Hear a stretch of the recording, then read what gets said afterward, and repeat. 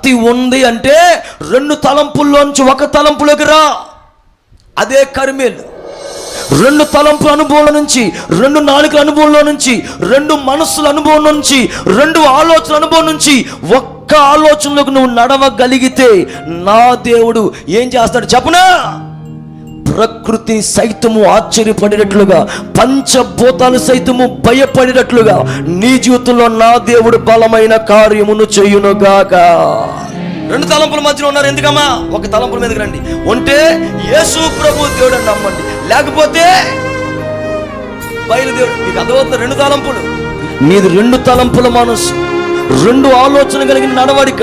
నీ ఒక్క ఆలోచన మీదకు నువ్వు ఈ పూట ఈ వాక్యం ఏంటో నీవు ఒక్క ఆలోచన మీదకు నువ్వు రాగలిగితే నీవు జీవితంలో ఎటువంటి కార్యం చేస్తాడు చెప్పను నా దేవుడు? ప్రకృతికి విరుద్ధమైన, ప్రకృతికి భిన్నమైన ఒక కార్యాన్ని నా దేవుడు చేసి పెట్టాడు.